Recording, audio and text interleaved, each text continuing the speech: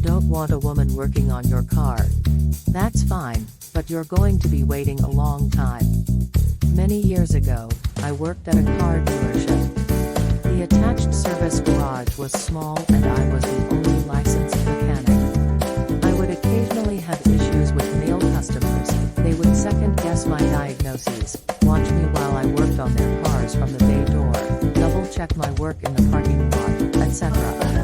I didn't deal with customers directly and would often get my apprentice to pull cars in and out of the shop for me. This morning in particular, we were busy. The lot jockey and apprentice were occupied helping wash cars for delivery and driving to a customer's house. The service advisor left a work order and keys at the parts counter, and I went out the front through service to get the car. It was in for a service campaign, which was an update done with a scan tool. It takes about 10 minutes. The customer was planning on waiting and was sitting in service. When he saw me with his keys in my hand, he immediately stood up, alarmed. I was hustling, so I walked right by him and out the door. I missed the following conversation, according to the service advisor, also female. Customer, who is that chick? Is she going to be working on my car?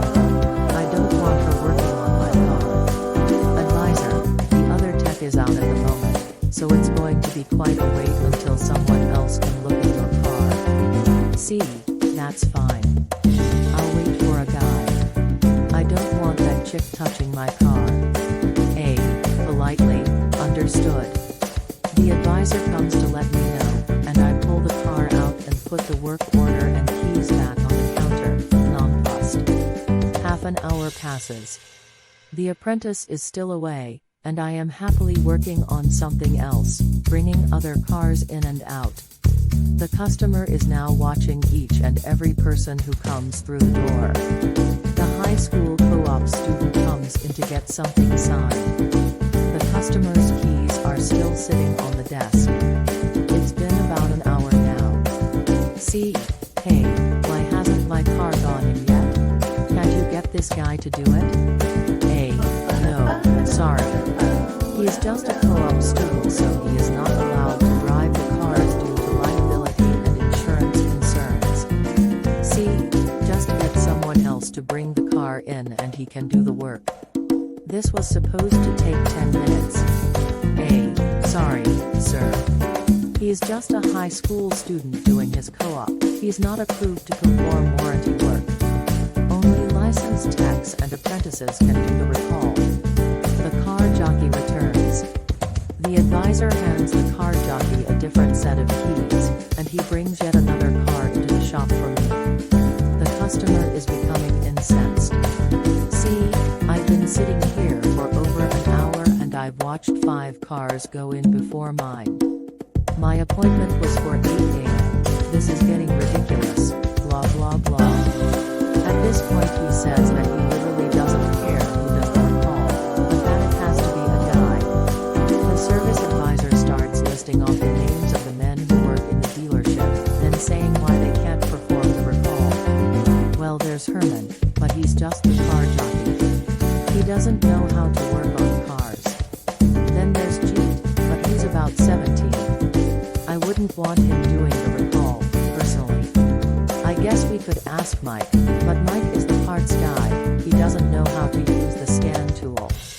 The detailers are men, but they know nothing about cars.